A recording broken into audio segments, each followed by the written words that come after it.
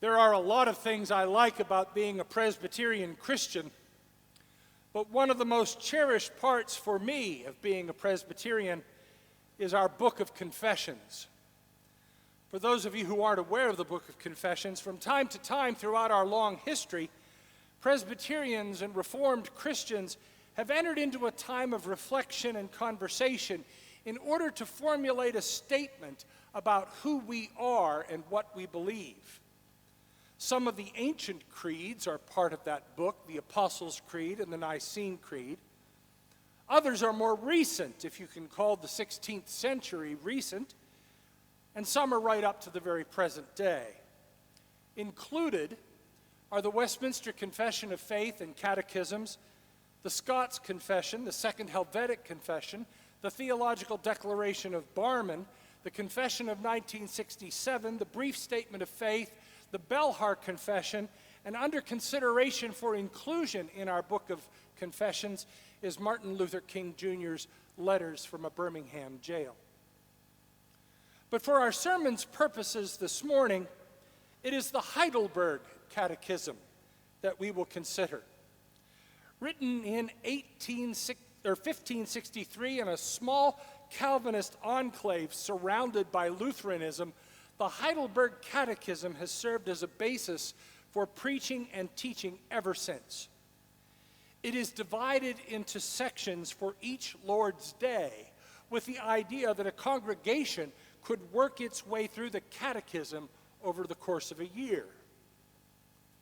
On the section for the second Lord's Day of the year, the questions are about sin. Where do you learn about sin? Answer: from the law of God. Question: what does the Lord require of us? Answer: to love God and neighbor. And then comes this question: can you keep all of this perfectly? And the answer is startling. It shocks us to read it, and it's even more shocking to hear it come from our own lips. Can you keep all of this, the law of God, perfectly? The answer: no. For by nature I am prone to hate God and my neighbor. It's shocking to hear, isn't it? Left to our own devices, relying on ourselves and our innate goodness, trusting in our own sense of right and wrong, good and bad, I am prone to hate God and my neighbor. We want to disbelieve that. We want to deny that. We want to erase that from the record. We want to believe that we are good and that things are good. But then we look around. The poor are struggling as never before.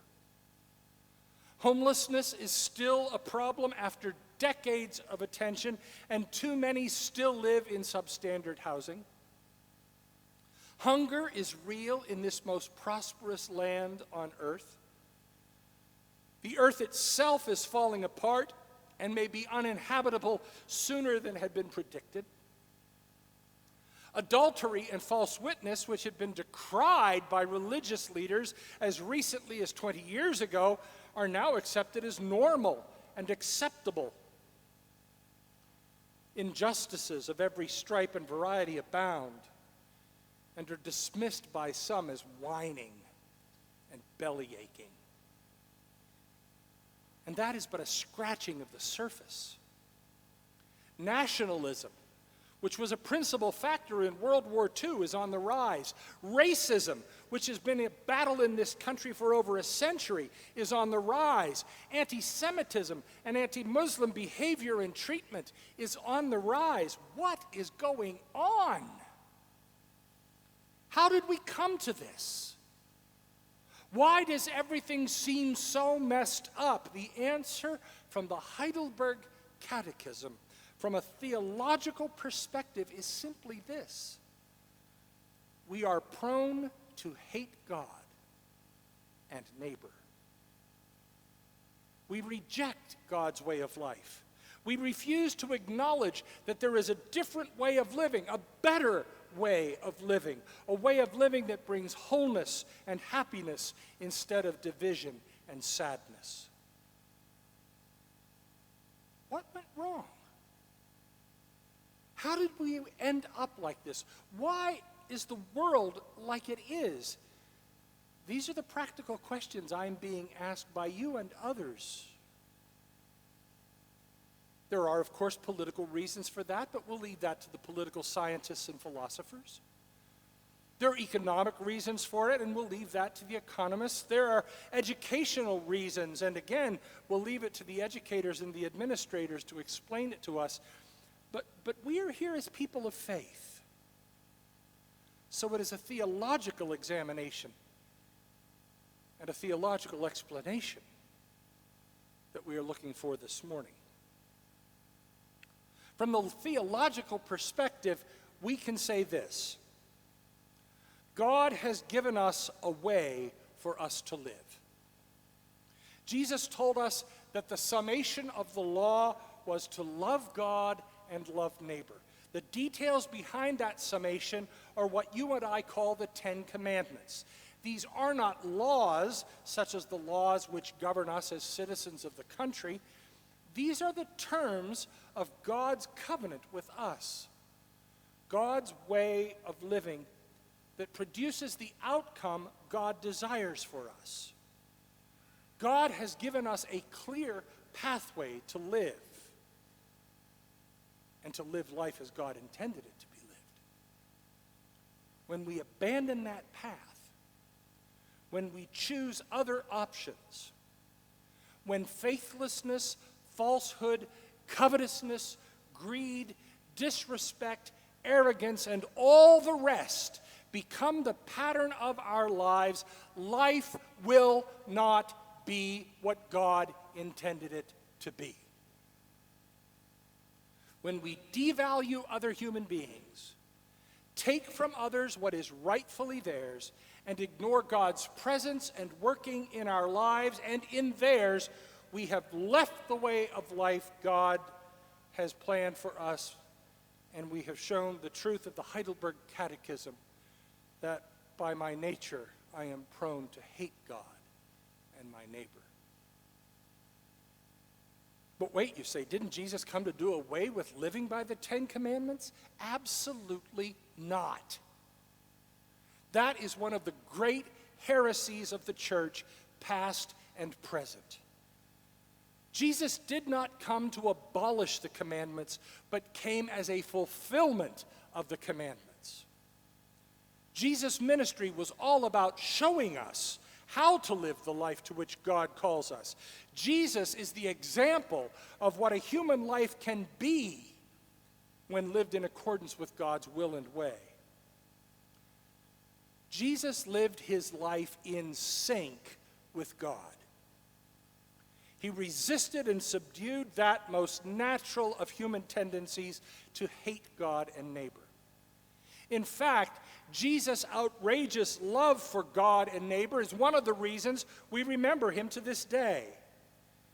Even when God asked the hard things of him, Jesus lived in sync with God.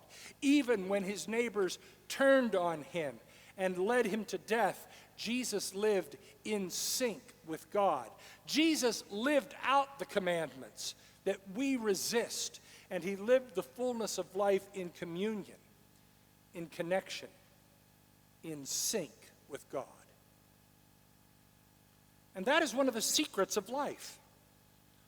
When I think back over 33 years of ministry, the people I remember who were the happiest, the most contented, who knew and expressed joy were those who lived close to God, in sync with God. They may not have had much by the world's standards, but they were happy, and they shared that happiness with others. They may not have taken extravagant vacations or drove expensive cars or delighted in the finest foods and wine, but they lived in contentment and gladness that was enviable. They grounded themselves in God's way. They lived the life God designed us to live. And they unlocked the secret that life is best lived when lived in love for God and neighbor. Uncle Charlie Burnsworth was one of those people. Uncle Charlie, which is what all the kids at church called him, was married and lived in a simple little house that I passed every day as I walked to elementary school. Charlie and his wife had no children of their own, so the kids at church became surrogate children. Uncle Charlie sang a rather iffy tenor in the church choir, which was positioned in the front so that they could view the entire congregation. After worship, we kids would find Uncle Charlie, who always had a pocket full of candy, hard candy, peppermint discs, butterscotch discs, and root beer barrels, which are still my favorite.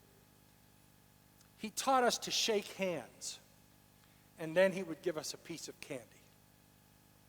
He was always smiling, always generous. It may be that Charlie was the very first person to teach me, in Garrison Keillor's words, that nothing you do for a child is ever wasted. Uncle Charlie loved God and loved his neighbor. And he lived in that love, and he shared that love in such simple ways that even a child could see it and even remember it when not a child anymore. There is an old saying which reminds us that you cannot rub your hand against the grain of the universe and not expect a few splinters. The simple reality is this: God created this world to function at its best when it lives in connection to God and neighbor. The foundation of that connection is love. Love for God, love for neighbor. It is an alternative to the way of life that surrounds us every day, a way of life that is based on hate, detestation, arrogance, superiority, lies and falsehoods, and dehumanizing others in order to feel better about ourselves. When we choose to pilot our own course and leave God's way behind, we shouldn't be surprised when that doesn't go real well. When we choose to practice anything less than love for God and neighbor and revert to the natural abhorrence and rejection of the world around us, life will not be, cannot be what God intended it to be. So the invitation for the morning is simply this: live in sync with God. Live the way God created us to live. When you need a reminder of what that looks like, take a look at the Ten Commandments. They provide the initial ideas for this new life with God. And when you get them firmly in hand, remember Jesus' summation of the commandments. Love God and love neighbor.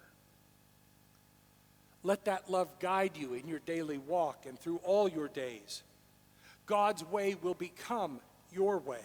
God's will become your will. And you will find yourself living in peace, happiness, contentment, and fulfillment with God and with neighbor.